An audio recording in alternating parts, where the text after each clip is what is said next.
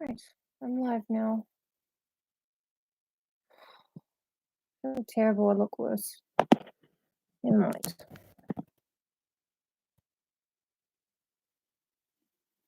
Yep, all that's looking pretty good.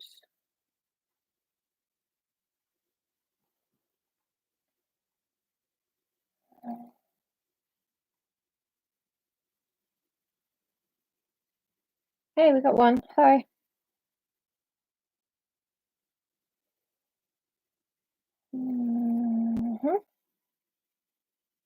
Yep, I'm just getting ready for the recap.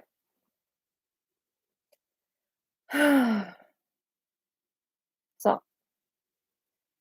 I put on some shimmery mermaid colored eyeshadow today, but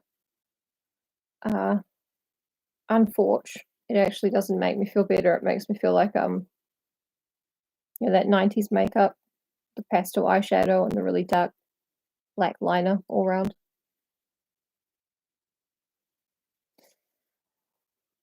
But anyway, that doesn't really matter.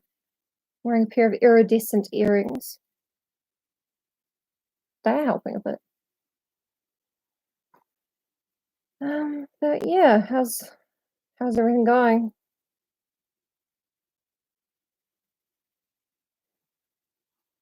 I've been busy. Like,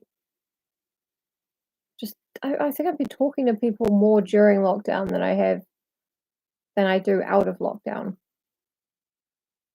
But I haven't called my nana in a while and I feel terrible about it.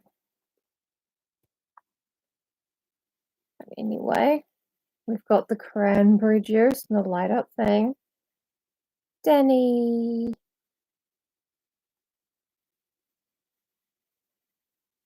I have funhouse mirror brain. Did you tell Danny what I think I look like?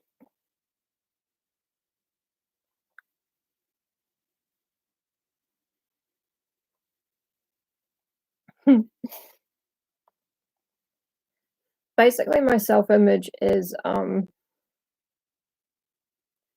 Bilbo from the Ralph Bakshi animated Lord of the Rings wearing a Minnie Mouse dress, unconvincingly.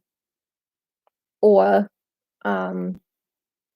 when Frank had to dress up as Dee's racist Latina character on Always Sunny.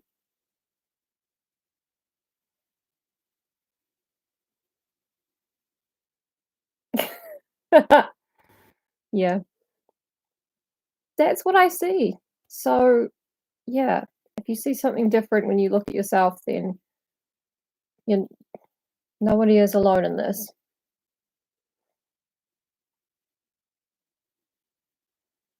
But yeah, anyway. Stop fishing for compliments and start fishing for classic literature. Wuthering Heights. Starting with a recap as per.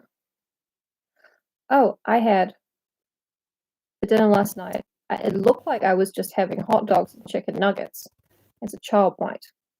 But what I was actually having was vegan hot dogs and parsnip nuggets. Mashed parsnip with a little breaded coating, and you put it in the oven.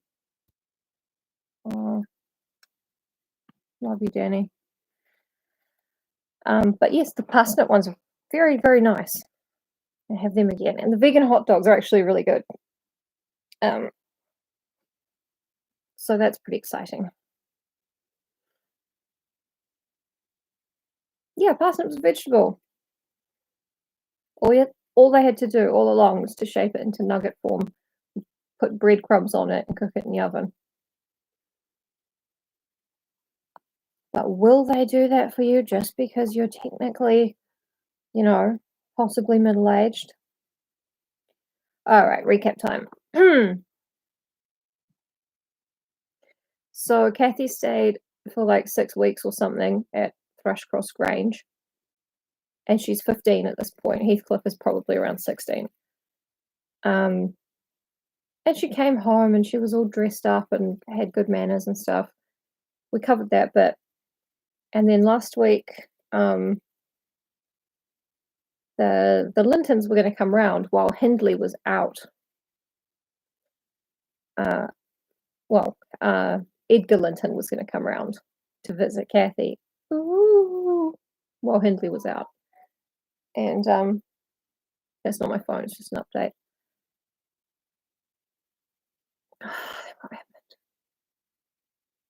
Oh yeah, Heathcliff was there.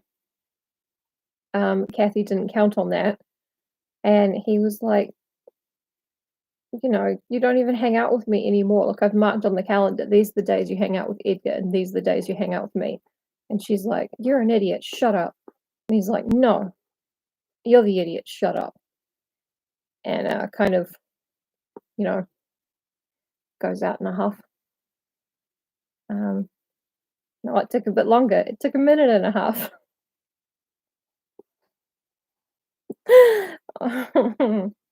I should be tranquilized. And Edgar Linton comes in, and they're having like a teen romance, Edgar and Kathy, even though he's like he's a soy boy, and I'm using that ironically, obviously.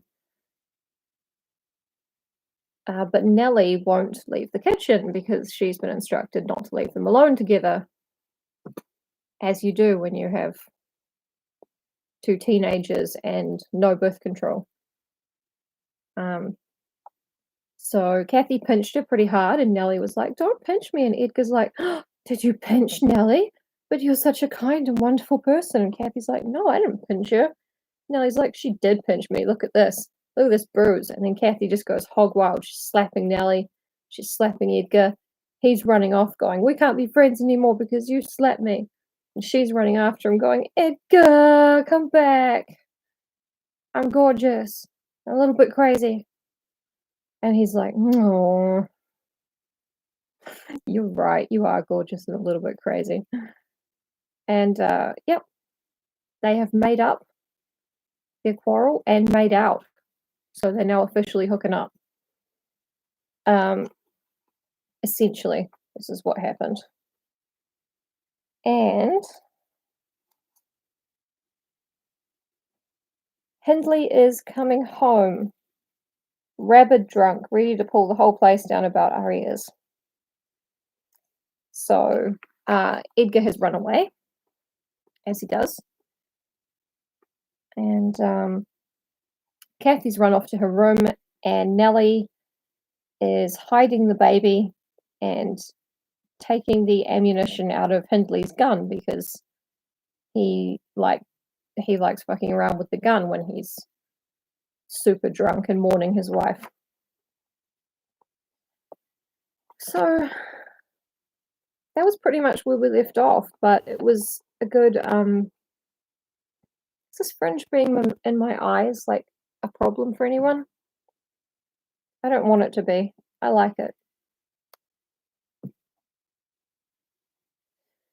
So, are we all here? No, we're not, because only 3 people are here.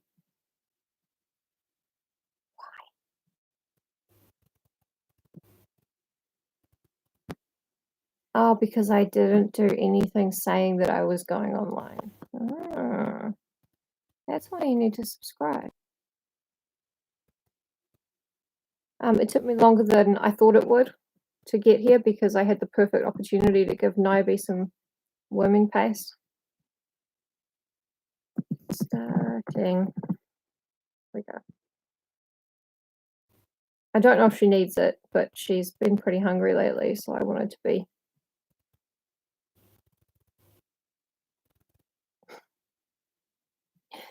I like to think I'm a bit nicer than Kathy, but at 15, I probably wasn't. At 15, I was not a particularly good person. I need to straighten this, but I'm tired. I need ketamine.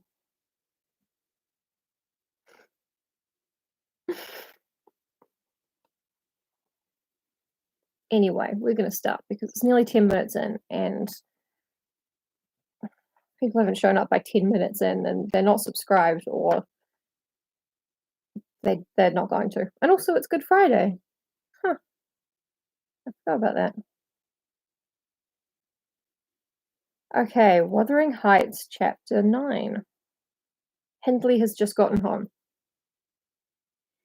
He entered, vociferating oaths dreadful to hear, and caught me in the act of stowing his son away in the kitchen cupboard. Nellie likes to hide the baby when Heathcliff's drunk. Hindley is drunk. Hareton was impressed with a wholesome terror of encountering either his wild beast's fondness or his madman's rage.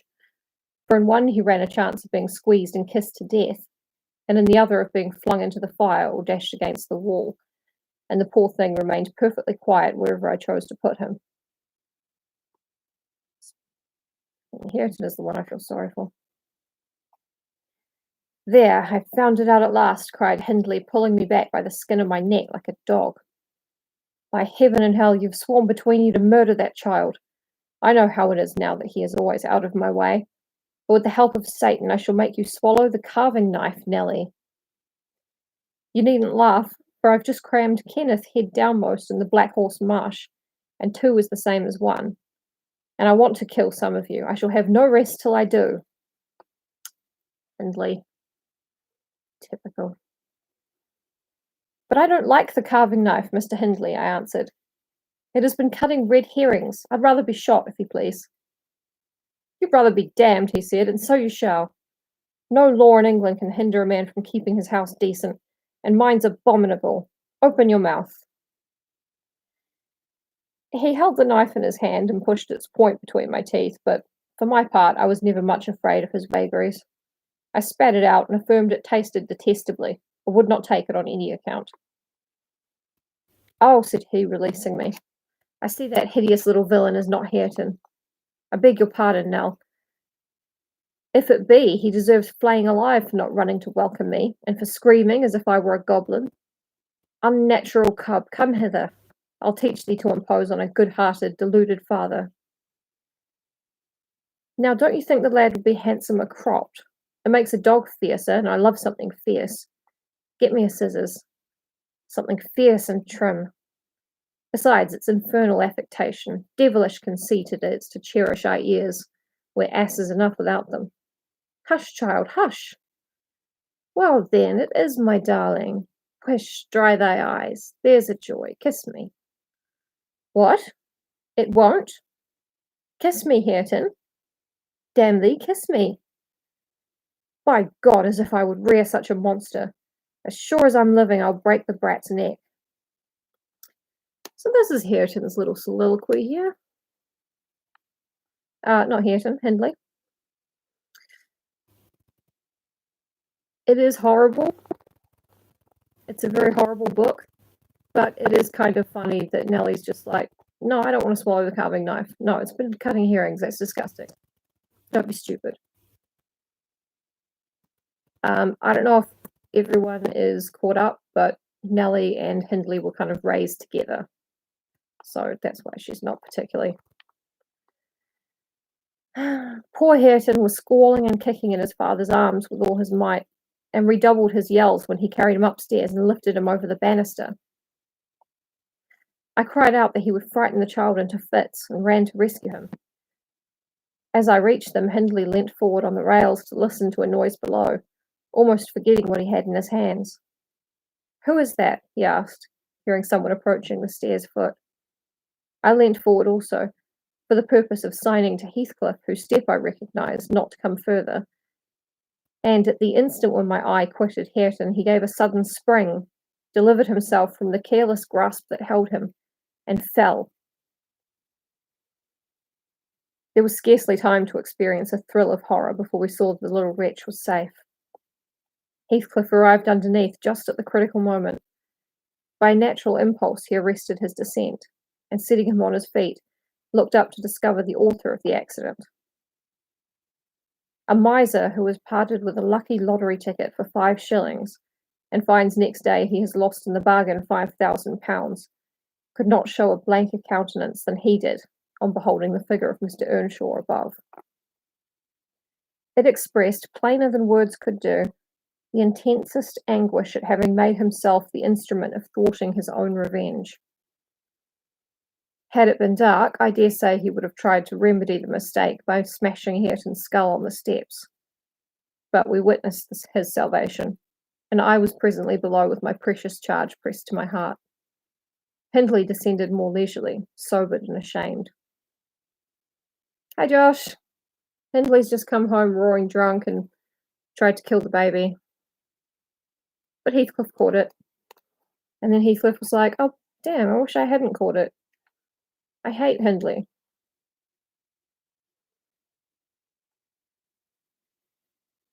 "It is your fault, Ellen," he said. "You should have kept him out of sight. You should have taken him from me. Is he injured anywhere?" "Injured?" I cried angrily. "If he is not killed, he'll be an idiot. Oh, I wonder his mother does not rise from her grave to see how you use him. You're worse than a heathen, treating your own flesh and blood in that manner." He attempted to touch the child who, on finding himself with me, sobbed off his terror directly. At the first finger his father laid on him, however, he shrieked again louder than before, and struggled as if he would go into convulsions. "You shall not meddle with him," I continued. "He hates you. They all hate you, that's the truth. A happy family you have, and a pretty state you've come to." "I shall come to a prettier yet, Nelly," laughed the misguided man, recovering his hardness.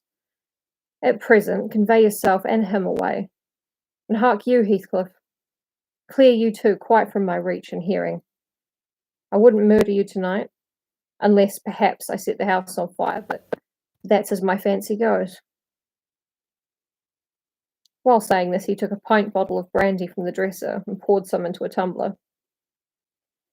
"Nay, don't," I entreated. "Mr. Hindley, do take warning. Have mercy on this unfortunate boy if you care nothing for yourself." "Anyone would do better for him than I shall," he answered. "Have mercy on your own soul," I said, endeavouring to snatch the glass from his hand. "Not I. On the contrary, I shall have great pleasure in sending it to perdition, to punish its maker," exclaimed the blasphemer.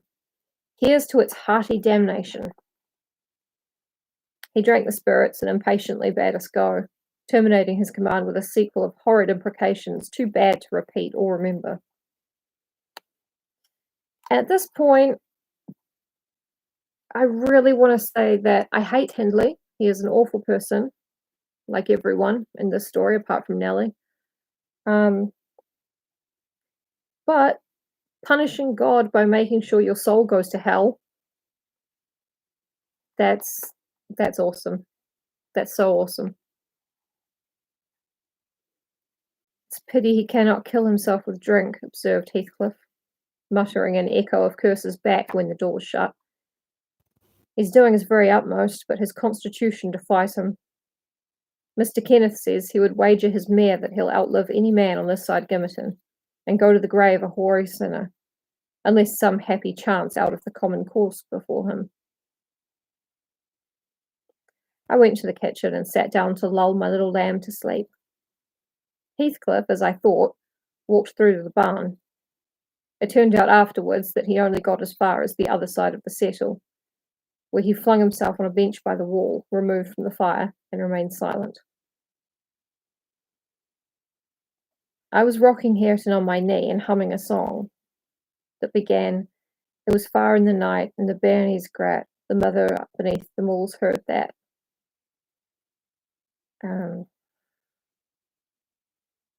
It's a lot of sort of archaic words.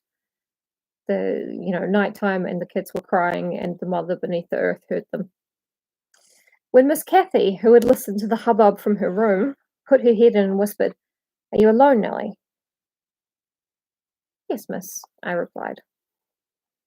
She entered and approached the hearth. I, supposing she was going to say something, looked up. The expression of her face seemed disturbed and anxious. Her lips were half asunder, as if she meant to speak, and she drew a breath, but it escaped in a sigh instead of a sentence. I resumed my song, not having forgotten her recent behaviour in the last chapter, when she pinched Nellie and slapped her around. "Where's Heathcliff?" she said, interrupting me. "About his work in the stable," was my answer. He did not contradict me. Perhaps he had fallen into a doze. There followed another long pause, during which I perceived a drop or two trickle from Catherine's cheek to the flags. Is she sorry for her shameful conduct? I asked myself. That will be a novelty. But she may come to the point as she will. I shan't help her. No, she felt small trouble regarding any subject save her own concerns. Oh dear, she cried at last. I'm very unhappy. A pity, observed I. You're hard to please. So many friends and so few cares, and can't make yourself content. Nellie, will you keep a secret for me? She pursued, kneeling down by me and lifting her winsome eyes to my face with that sort of look which turns off bad temper, even when one has all the right in the world to indulge it. Is it worth keeping? I inquired, less sulkily. Yes, and it worries me. I must let it out. I want to know what I should do. Today Edgar Linton has asked me to marry him, and I've given him an answer. Now, before I tell you whether it was a consent or denial, you tell me which it ought to have been.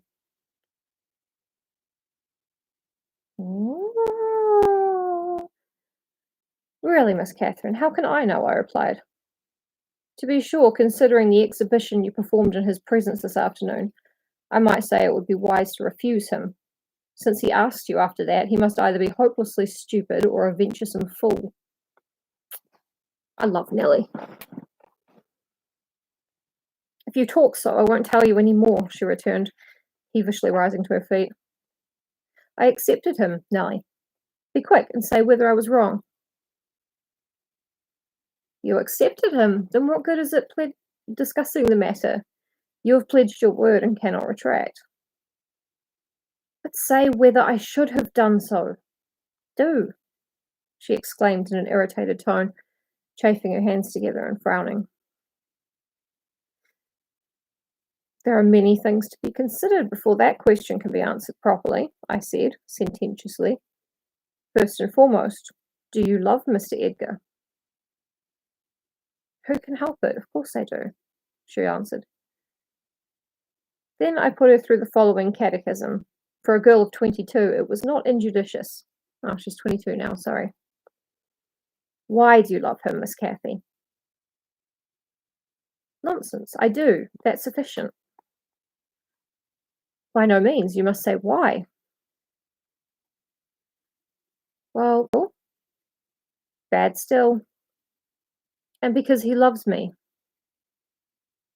Indifferent, coming there. And he will be rich, and I shall like to be the greatest woman of the neighbourhood, and I shall be proud of having such a husband. Worst of all. And now, say how you love him.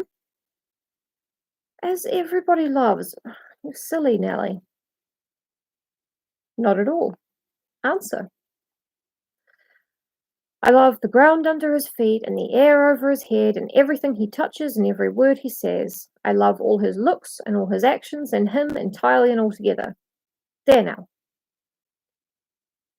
And why? Nay, you are making a jest of it. It is exceedingly ill-natured. It's no jest to me, said the young lady, scowling and turning her face to the fire. I'm very far from jesting, Miss Catherine, I replied. You love Mr. Edgar because he is handsome and young and cheerful and rich and loves you. The last, however, goes for nothing.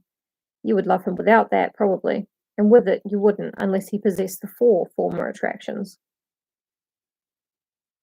No, to be sure not. I should only pity him. Hate him, perhaps, if he were ugly and a clown. Oh, Cathy. But there are several other handsome, rich young men in the world. Handsomer, possibly, and richer than he is. What should hinder you from loving them? Well, if there be any, they are out of my way. I've seen none like Edgar. You may see some, and he won't always be handsome and young, and may not always be rich. He is now, and I have only to do with the present. I wish you would speak rationally. Well, that settles it. If you have only to do with the present, marry Mr. Linton. I don't want your permission for that. I shall marry him, and yet you have not told me whether I'm right. Perfectly right, if people be right to marry only for the present. And now let us hear what you are unhappy about. Your brother will be pleased. The old lady and gentleman will not object, I think. You will escape from a disorderly, comfortless home into a wealthy, respectable one, and you love Edgar, and Edgar loves you. All seems smooth and easy. So where is the obstacle? Here, and here, replied Catherine, striking one hand on her forehead and the other on her breast. In whichever place the soul lives. In my soul and in my heart, I'm convinced I'm wrong. It's very strange. I cannot make it out. It is my secret. But if you will not mock at me, I'll explain it. I can't do it distinctly, but I'll give you a feeling of how I feel. She seated herself by me again. Her countenance grew sadder and graver, and her clasped hands trembled. Nellie, do you never dream queer dreams? She said suddenly, after some minutes' reflection. Yes, now and then, I answered. So do I. I've dreamt in my life dreams that have stayed with me ever after and changed my ideas. They've gone through and through me, like wine through water, and altered the colour of my mind. And this is one. I'm going to tell it, but take care not to smile at any part of it. Oh, don't, Miss Catherine, I cried. We're dismal enough without conjuring up ghosts and visions to perplex us. Come, be merry and like yourself. Look at little Hareton. He's dreaming nothing dreary. How sweetly he smiles in his sleep. Yes, and how sweetly his father curses in his solitude. You remember him, I dare say, when he was just such another as that chubby thing, nearly as young and innocent. However, Nellie, I shall oblige you to listen. It's not long, and I've no power to be merry tonight. I won't hear it. I won't hear it, I repeated hastily. I was superstitious about dreams then, and am still. And Catherine had an unusual gloom in her aspect that made me dread something from which I might shape a prophecy and foresee a dreadful catastrophe. She was vexed, but she did not proceed. Apparently taking up another subject, she recommenced in a short time.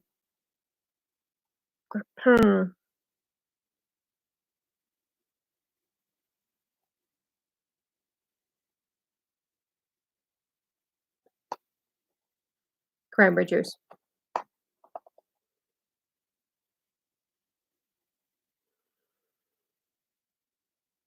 If I were in heaven, Nellie, I should be extremely miserable. Because you are not fit to go there, I answered. All sinners would be miserable in heaven. But it is not for that. I dreamt once that I was there. I tell you I won't hearken to your dreams, Miss Catherine. I'll go to bed, I interrupted again. She laughed and held me down, for I made a motion to leave my chair. This is nothing, cried she. I was only going to say that heaven did not seem to be my home, and I broke my heart with weeping to come back to earth, and the angels were so angry that they flung me out into the middle of the heath on the top of Wuthering Heights, where I woke sobbing for joy. That will do to explain my secret as well as the other. I've no more business to marry Edgar Linton than I have to be in heaven. And if the wicked man in there had not brought Heathcliff so low, I shouldn't have thought of it. It would degrade me to marry Heathcliff now, so he shall never know how I love him. And that not because he's handsome, Nellie, but because he's more myself than I am. Whatever our souls are made of, his and mine are the same. And Linton's is as different as a moonbeam from lightning or frost from fire. Ere this speech ended, I became sensible of Heathcliff's presence.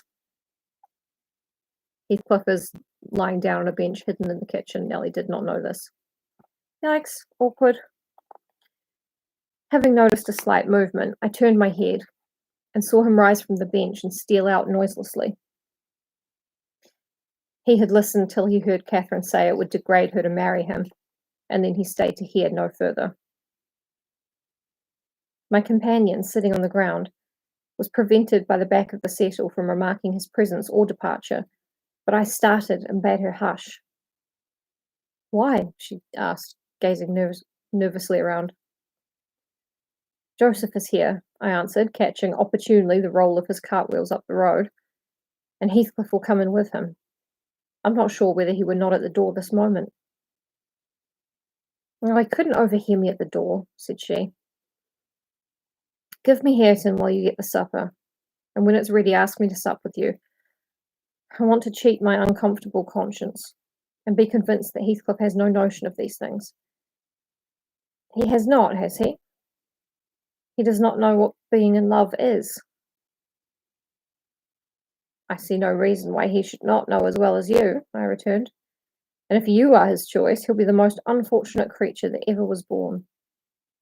As soon as you become Mrs. Linton, he loses friend and love and all.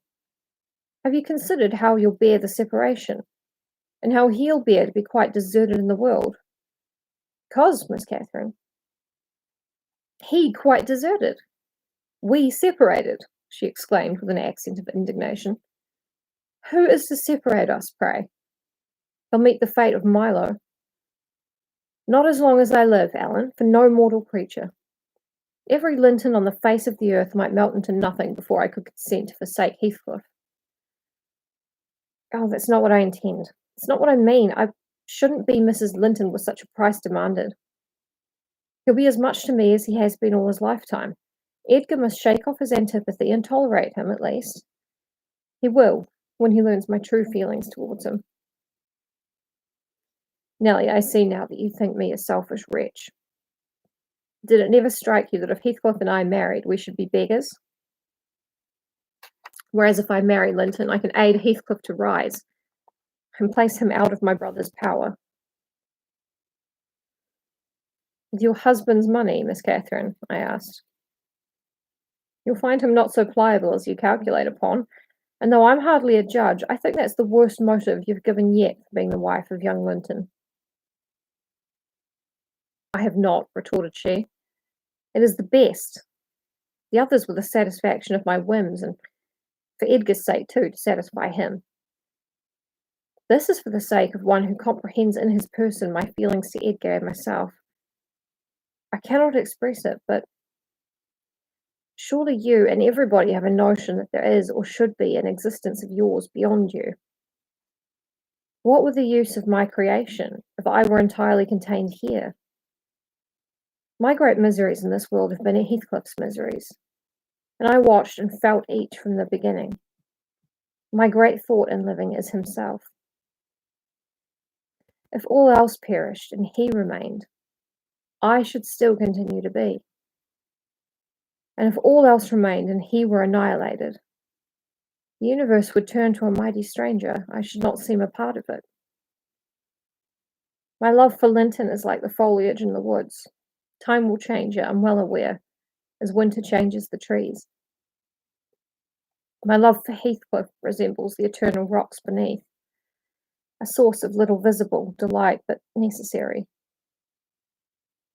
Nellie, I am Heathcliff. He's always, always in my mind, not as a pleasure any more than I am always a pleasure to myself, but as my own being. So don't talk of our separation again. It is impracticable. And she paused and hid her face in the folds of my gown, but I jerked it forcibly away. I was out of patience with her folly. If I can make any sense of your nonsense, miss, I said, it only goes to convince me that you are ignorant of the duties you undertake in marrying, or else that you are a wicked, unprincipled girl. But trouble me with no more secrets. I'll not promise to keep them. You'll keep that? She asked eagerly. No, I'll not promise, I repeated. She was about to insist when the entrance of Joseph finished our conversation, and Catherine removed her seat to a corner and nursed Hareton while I made the supper. After it was cooked, my fellow servant and I began to quarrel who should carry some to Mr. Hindley, and we didn't settle it till all was nearly cold. Then we came to the agreement that we would let him ask if he wanted any, for we feared particularly to go into his presence when he had been some time alone. And how isn't that now comed in from the field by this time? What is he about? Good idle sight. Good idle sight. No idea, demanded the old man, looking round for Heathcliff. I'll call him, I replied. He's in the barn, I've no doubt. I went and called, but got no answer. On returning, I whispered to Catherine that he had heard a good part of what she said, I was sure, and told how I saw him quit the kitchen just as she complained of her brother's conduct regarding him. She jumped up in a fine fright, flung Hareton onto the settle, and ran to seek for her friend herself, not taking leisure to consider why she was so flurried, or how her talk would have affected him. She was absent such a while that Joseph proposed we should wait no longer. He cunningly conjectured that they were staying away in order to avoid hearing his protracted blessing. They were ill enough for only foul manners, he affirmed. And on their behalf he added that night a special prayer to the usual quarter of an hour's supplication before meat, and would have tacked another to the end of the grace, had not his young mistress broken in upon him with a hurried command that he must run down the road, and wherever Heathcliff had rambled, find and make him re-enter directly. I want to speak to him, and I must, before I go upstairs, she said. And the gate is open. He is somewhere out of hearing, for he would not reply, though I shouted at the top of the fold as loud as I could. Joseph objected at first. She was too much in earnest, however, to suffer contradiction, and at last he placed his hat on his head and walked grumbling forth. Meanwhile, Catherine paced up and down the floor, exclaiming, I wonder where he is. I wonder where he can be. What did I say, Nellie? I've forgotten. Was he vexed at my bad humour this afternoon? Tell me what I've said to grieve him. I do wish he'd come. I do wish he would. What a noise for nothing, I cried, though rather uneasy myself. What a trifle scares you. It's surely no great cause of alarm that Heathcliff should take a moonlight saunter on the moors, or even lie too sulky to speak to us in the hayloft. I'll engage he's lurking there, see if I don't ferret him out. I departed to renew my search. Its result was disappointment, and Joseph's quest ended in the same. Yon lad gets worse and worse, observed he on re-entering.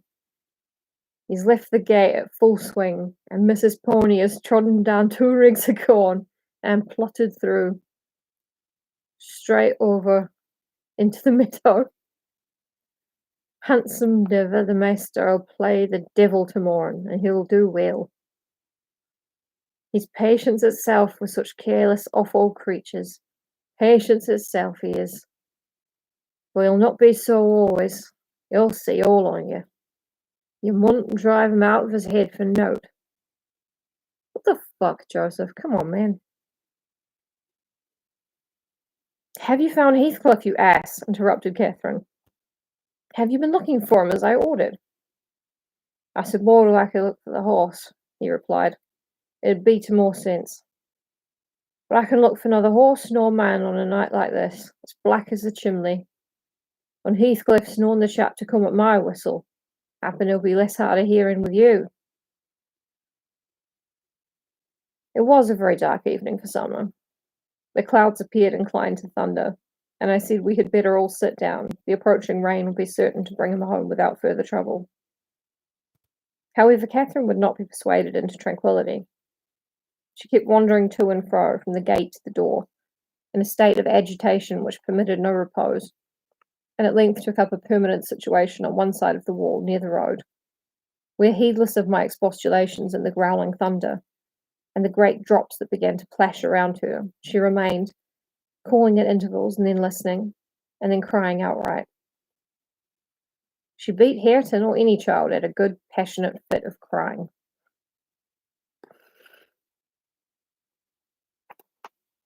After midnight, while we still sat up, the storm came rattling over the heights in full fury. There was a violent wind as well as thunder, and either one or the other split a tree off at the corner of the building. A huge bough fell across the roof and knocked down a portion of the east chimney stack, sending a clatter of stones and soot into the kitchen fire. We thought a bolt had fallen in the middle of us, and Joseph swung onto his knees, beseeching the Lord to remember the patriarchs Noah and Lot, and, as in former times, spare the righteous, though he smote the ungodly. I felt some sentiment that it must be a judgment on us also. The Jonah, in my mind, was Mr. Earnshaw, and I shook the handle of his den that I might ascertain if he were yet living. He replied audibly enough, in a fashion which made my companion vociferate, more clamorously than before, that a wide distinction might be drawn between saints like himself and sinners like his master. The uproar passed away in 20 minutes, leaving us all unharmed, excepting Cathy, who got thoroughly drenched for her obstinacy in refusing to take shelter, and standing bonnetless and shawlless, catch as much water as she could with her hair and clothes. She came in and lay down on the settle, all soaked as she was, turning her face to the back and putting her hands before it. "Well, miss," I exclaimed, touching her shoulder, "you are not bent on getting a death, are you? Do you know what o'clock it is? 12:30. Come to bed. It's no use waiting any longer on that foolish boy. He'll be gone to Gimmerton, and he'll stay there now. He guesses we shouldn't wait for him till this late hour. At least he guesses that only Mr. Hindley would be up, and he'd rather avoid having the door opened by the master."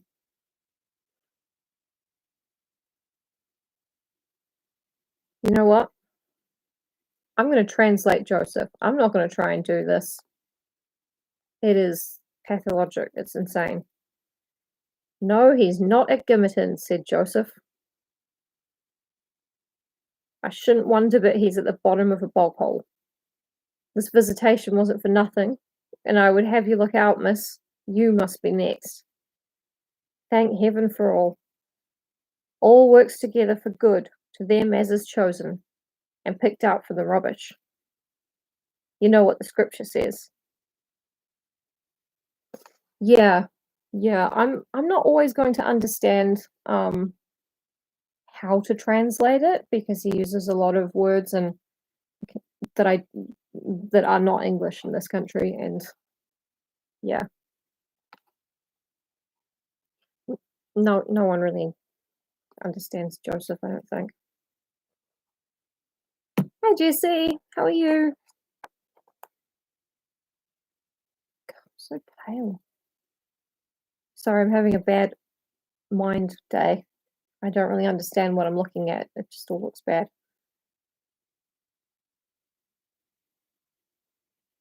And he began quoting several texts, referring us to chapters and verses where we might find them. I, having vainly begged the wilful girl to rise and remove her wet things, left him preaching and her shivering, and betook myself to bed with little Hareton, who slept as fast as if everyone had been sleeping round him. I heard Joseph read on a while afterwards. Then I distinguished his slow step on the ladder, and then I dropped asleep. Coming down somewhat later than usual, I saw, by the sunbeams piercing the chinks of the shutters, Miss Catherine still seated near the fireplace. Oh, I know. Everyone there's a horrible person in a different way, you know? I think if Kathy were around now, she would be probably diagnosed with borderline personality disorder. But yeah, Nellie is the only person at the moment that we have any empathy for. Oh, and Hareton, but he's a baby.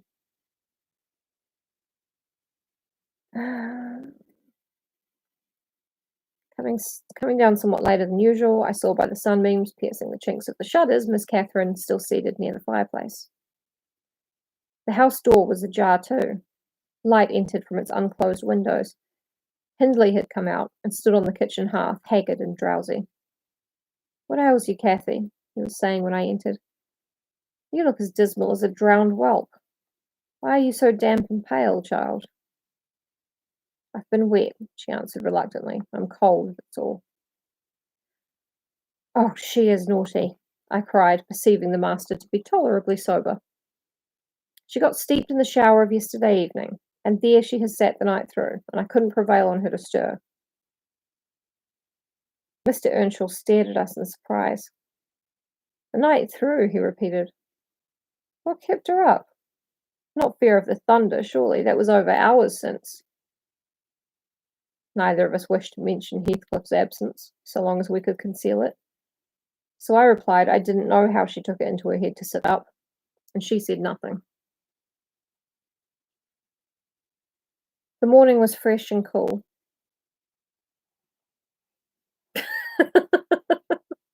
Josh, you missed a bit where Hindley told Ellen that Nellie that he was going to make her swallow a carving knife.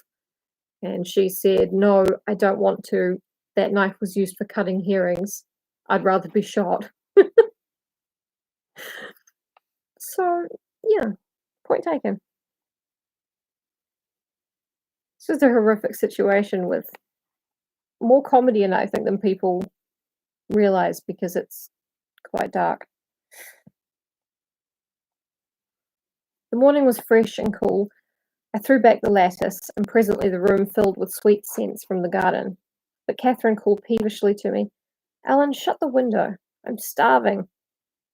And her teeth chattered as she shrank closer to the almost extinguished embers. "She's ill," said Hindley, taking her wrist. "I suppose that's the reason she would not go to bed. Damn it, I don't want to be troubled with more sickness here. What took you into the rain?" "Running after the lads, as usual," croaked Joseph, after being run through a translator, catching an opportunity for my hesitation to thrust in his evil tongue. "If I were you, master, I'd just slam the boards in their faces and all of them. Gentle and simple. Never a day but you're off. But that cat of a Linton comes sneaking hither. And Miss Nellie, she's a fine lass. She sits watching for you in the kitchen, and as you're in at one door, he's out at the other. And then our grand lady goes a-courting of her side. It's bonny behaviour lurking among the fields after 12 o'clock at night with that foul, flaysome devil of a Roma person. Heathcliff. They think I'm blind, but I'm not. Nothing of the sort. I see the young Linton both coming and going, and I see you," directing his discourse to me, "you good-for-nought slatternly witch, nip up and bolt into the house the minute you heard the master's horsewhip clatter up the road." He's a snitch. Joseph is a major snitch. He snitches to Hindley, he snitches to God. Unbelievable.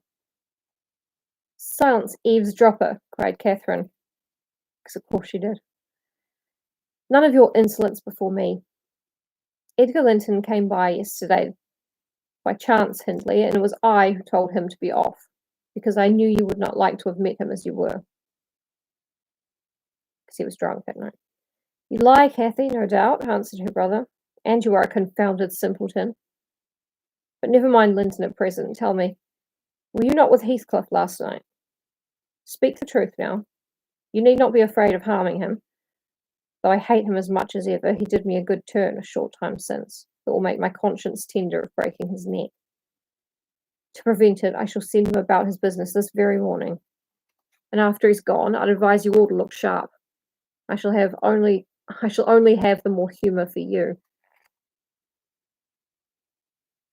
"I never saw Heathcliff last night," answered Catherine, beginning to sob bitterly. "And if you do turn him out of doors, I'll go with him. But perhaps you'll never have an opportunity. Perhaps he's gone." Here she burst into uncontrollable grief, and the remainder of her words were inarticulate. Hindley lavished on her a torrent of scornful abuse, and bade her get to her room immediately, or she shouldn't cry for nothing. I obliged her to obey, and I shall never forget what a scene she acted when we reached her chamber. It terrified me.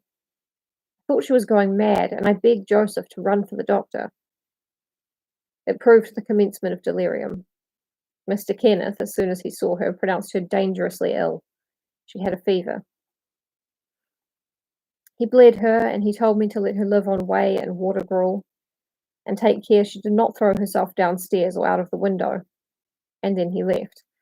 but he had enough to do in the parish, where 2 or 3 miles was the ordinary distance between cottage and cottage. So she has a fever and she's suicidal. Although, actually, to be fair to the mental health system of the olden days, um, eat porridge and try not to throw yourself downstairs or out of the window was basically the advice we were given when treatment was cut off. I don't want to bring this issue up every time I do a reading, but come on. Though I cannot say I made a gentle nurse, and Joseph and the master were no better. And though our patient was as wearisome and headstrong as a patient could be, she weathered it through. Old Mrs. Linton paid us several visits, to be sure, and set things to rights, and scolded and ordered us all. And when Catherine was convalescent, she insisted on conveying her to Thrushcross Grange, for which deliverance we were very grateful. But the poor dame had reason to repent of her kindness. She and her husband both took the fever and died within a few days of each other.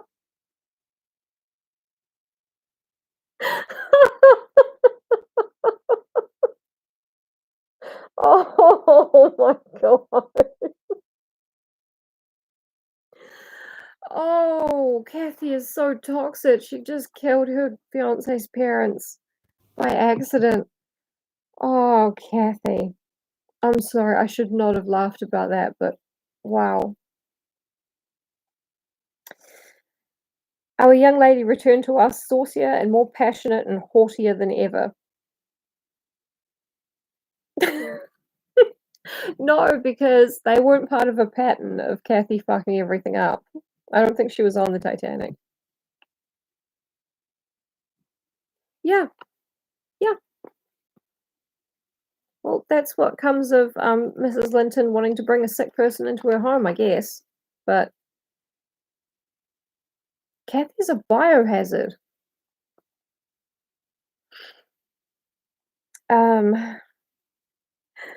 Our young lady returned to us saucier, more passionate, and haughtier than ever. Heathcliff had never been heard of since the evening of the thunderstorm, and one day I had the misfortune, when she had provoked me exceedingly, to lay the blame of his disappearance on her, where indeed it belonged, as she well knew. From that period, for several months, she ceased to hold any communication with me, save in the relation of a mere servant. Joseph fell under a ban also. He would speak his mind and lecture her all the same as if she were a little girl, and she esteemed herself a woman and our mistress, and thought that her recent illness gave her a claim to be treated with consideration. Then the doctor had said that she would not bear crossing much. She ought to have her own way, and it was nothing less than murder in her eyes for anyone to presume to stand up and contradict her. I knew I liked her. From Mr. Earnshaw and his companions she kept aloof, and tutored by Kenneth, and serious threats of a fit that often attended her rages. Her brother allowed her whatever she pleased to demand, and generally avoided aggravating her fiery temper. He was rather too indulgent in humouring her caprices, not from affection but from pride. He wished earnestly to see her bring honour to the family by an alliance with the Lintons, and as long as she let him alone, she might trample on us like slaves for aught he cared.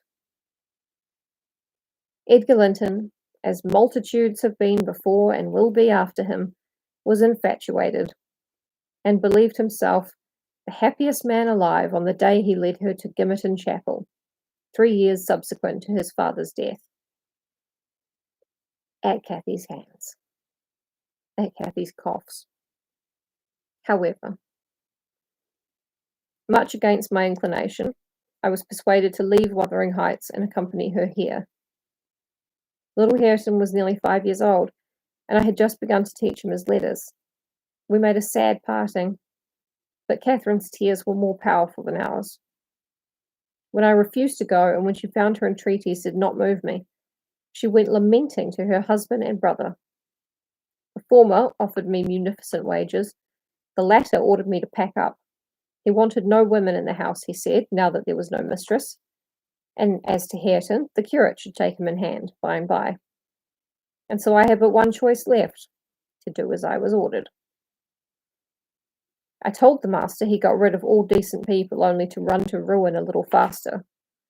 I kissed Hareton and said goodbye, and since then he has been a stranger. It's very queer to think it, but I've no doubt he has completely forgotten all about Ellen Dean, and that he was ever more than all the world to her, and she to him.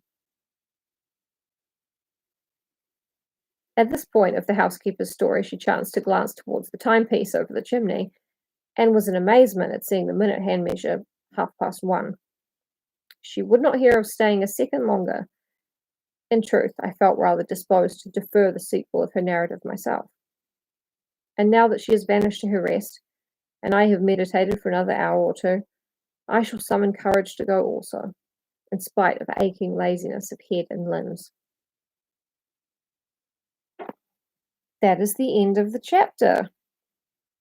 I told you yesterday it was too long a chapter to just kind of throw in as a bonus. But yes, big things happening. If Heathcliff had stayed to listen to all of it, things may have been quite a lot different. But he didn't. He fucked off. Kathy married Edgarlinton. Nellie had to go with her to Thrushcross Grange. And Hindley's left with poor little Hareton. Feel very sorry for that kid. But yeah, thank you all very much for being here. I really need to straighten this, but I'm so tired. I just can't, you know. But yeah, thanks for being here. Thanks for staying safe. Thanks for staying indoors. Remain indoors. This is a really good thing to be doing. Yeah. I think everyone should choose a character they believe is the worst, and then at the end of the book, we'll compare notes and see who is the worst character. But yeah, thanks for being here, and I will see some of you tomorrow online, indoors, online. Yes, I like babies. The older I get, the harder it is to not try and grab them out of the arms of a strange person. They know I want to do it. They've been there. No, I will not get my own. I don't have a yard for it to run around in or whatever babies do. Anyway, see you tomorrow, D&D group. I mean, cool people who do go to the club.